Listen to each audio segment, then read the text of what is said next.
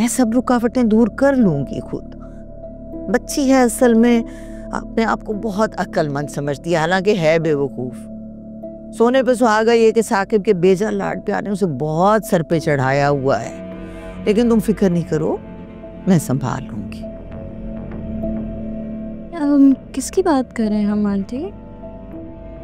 अरे वही फिजा, भाई की लाडली। आजकल बच्चों की आदत हो गई है ना हर काम में टांग अड़ाने की, बस वो भी यही कर रही है। देखो शहनाज, मेरी रानी कोई मामूली लड़की नहीं है। अरे इसको रिश्तों की कमी है। आज हाँ करूं, कल शादी हो जाए। सोचा तुम अपनी हो, तुम साथ होगी तो दिल मुतमईन रहेगा। तुम्हारे भतीजी की वजह से भी तसल्ली रहेगी। लेकिन अगर उसकी बहन की तरफ से कोई मसला है ना, तो भाई रहने दो। कोई ज़रूरत नहीं इस टॉपिक पे बात करने की, हम दोबारा नहीं बात करेंगे इस पे। अरे ऐसी बात नहीं है सकिया, रानी तो मेरी बेटी है। तुम बिल्कुल फिक्र नहीं करो, टेंशन नहीं लो, सारे मामलात मैं खुद देख लूंगी। अच्छी खबर सुनाऊंगी इंशाल्लाह तुम्हें।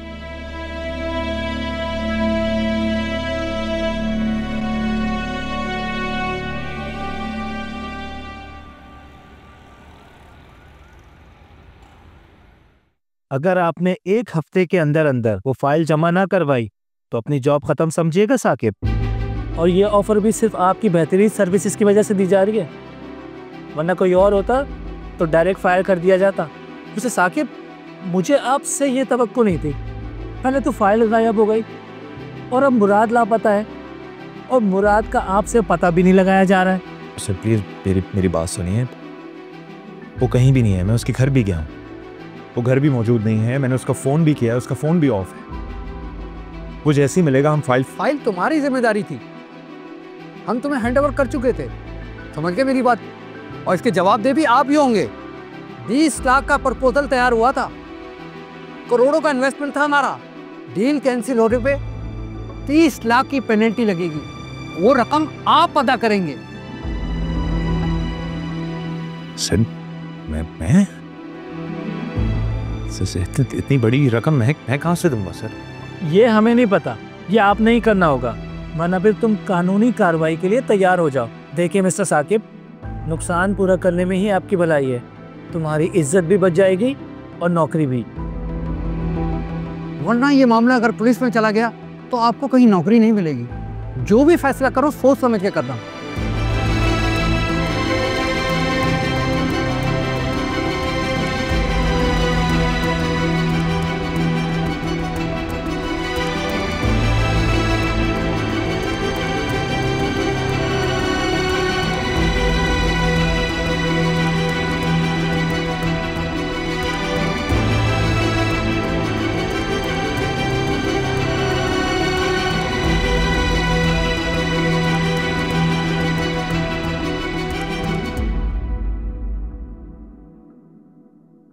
भाई मैंने तो रानी से कह दिया है कि तुम भी अरहम की बहन हो, तो मेहंदी वाले दिन बहनों वाले सारे काम तुमने संभालने हैं।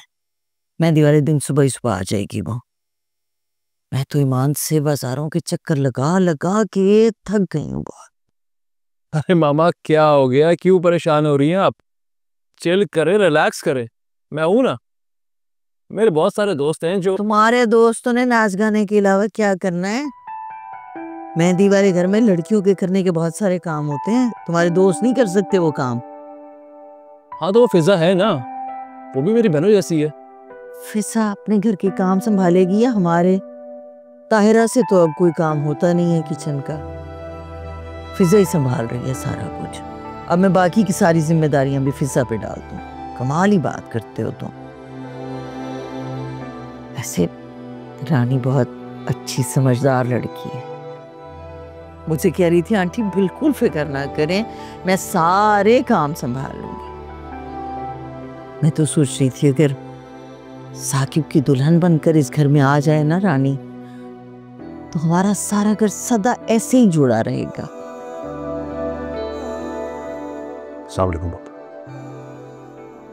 वालेकुम अस्सलाम। वालेकुम अस्सलाम, बैठो।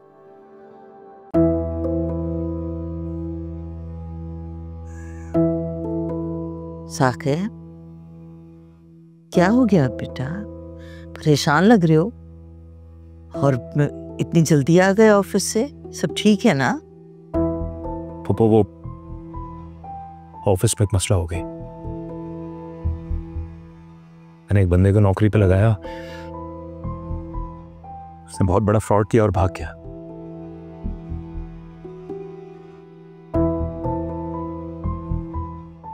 पैसों की जिम्मेदारी मेरे ऊपर आ गई है। अगर मैंने परहेज नहीं किया तो मुझे नौकरी से निकाल देंगे। समझ नहीं आ रहा क्या करूं। अगर आप कुछ हेल्प कर सकें तो प्लीज। या अल्लाह, ये क्या हो गया? मैं कोई इंतजाम करती जरूर बेटा, पता तो है तुम्हें, मैंने हमेशा तुम्हारा साथ दिया है, लेकिन शादी वाला घर है, 1000 खर्चात हो रहे हैं। अभी कल ही मैंने रिदा की ज्वेलरी के लिए पेमेंट की है। अगर 1-2 दिन पहले पता होता तो मैं वो पेमेंट ना करती। इट्स ओके पप्पू, आप परेशान ना हो। मैंने एक दोस्त को बोला हुआ है, इंशाल्लाह कुछ ना कुछ मदद हो जाएगी। आप परेशान ना हो, बस दुआ कीजिएगा। अल्लाह तुम्हारी मुश्किल आसान करे बेटा। मैं तो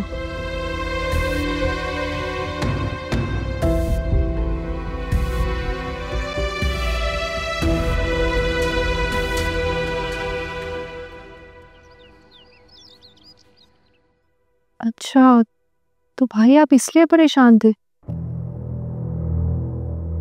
सर तुम क्यों परेशान हो रही हो? मैं इसलिए परेशान हो रही हूँ क्योंकि आप परेशान हैं।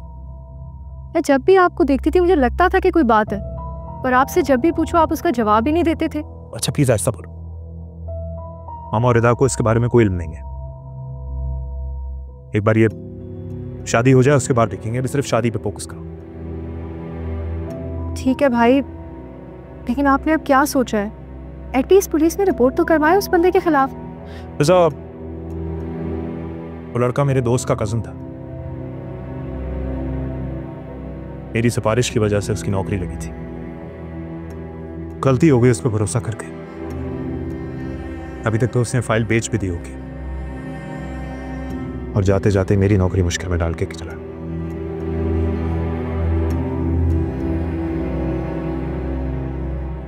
अभी भी अगर 30 लाख रुपए अरेंज हो जाए तो ये मसला हल हो सकता है। लेकिन क्या करूं, कहां से आएंगे ये 30 लाख रुपए? भाई, अम्मी का जेवर? हरगिज़ नहीं। मैं तुम लोगों का हक कभी नहीं मारूंगा। भाई इस वक्त आपको जरूरत है। ये बातें बस चुप। और हाँ, ये बात अम्मी और रिदा को नहीं पता होनी चाहिए। एक बार रिदा रुखसत हो जाए उसके बाद सोचेंगे इस बारे में। अभी सिर्फ शादी पे कंसंट्रेट करो। समझ आ रही है मेरी बात? ठीक है भाई, जैसे आपको बेहतर लगे।